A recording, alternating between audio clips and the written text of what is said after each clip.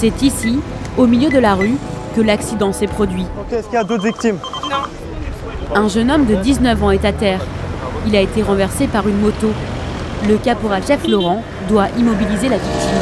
Benjamin, tu vas me chercher le plan dur, tu vas me chercher le brancard. Si jamais sa colonne vertébrale est touchée, le jeune homme ne doit absolument pas bouger. Donc là, on part sur un traumatisme crânien. Donc dans l'idéal, on fait une immobilisation générale pour éviter qu'il y ait une aggravation de son état. Comme j'ai pas de cinétique de l'accident, je pars sur le pire.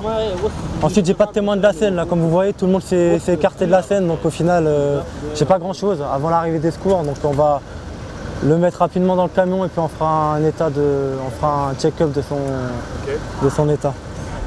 Coincé entre les deux voies de circulation, le caporal-chef Laurent est exposé. Pour le bien de la victime, mais aussi de ses coéquipiers, il doit sécuriser son intervention avec l'aide de la police.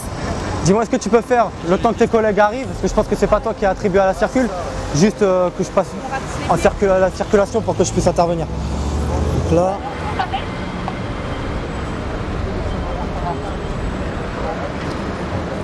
Le jeune homme ne parle pas le français. Impossible de le comprendre. Donc on l'immobilise en priorité parce que je ne sais pas exactement ce qui s'est passé. Vu qu'il ne parle pas français, je ne sais pas s'il a perdu connaissance, je ne sais pas ce qu'il a réellement.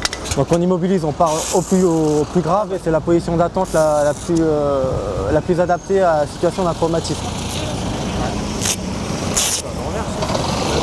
Ouais, tu peux les tourner là. Laurent emmène la victime dans le camion pour pouvoir faire un bilan en toute sécurité. La difficulté, c'est qu'il y a une barrière de la langue, donc pour se faire comprendre, c'est compliqué. Donc là, on essaye de faire au mieux avec les mimiques, avec les gestes, voir au niveau de la palpation, quand on appuie ici, il se plaint de douleur ou autre. Quoi. En plus du traumatisme crânien, il souffre de contusions et d'éraflures.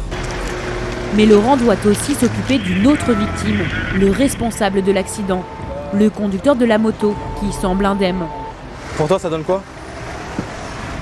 Il est pressé d'en finir. Pas de changement sur votre état? D'accord. Là, vous êtes encore à chaud? Oui. Alors que l'accident, il a eu lieu, on va dire, il y a 15 minutes.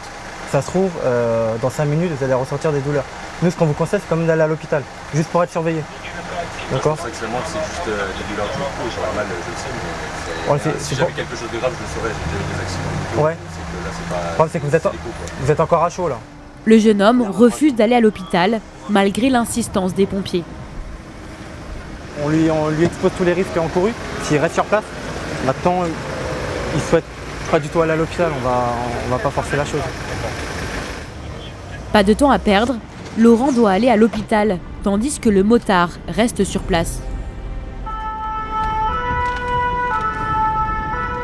Direction l'hôpital Lariboisière, à quelques minutes de là. Pas de modif? Non. Ici, le jeune Afghan subira des examens plus poussés.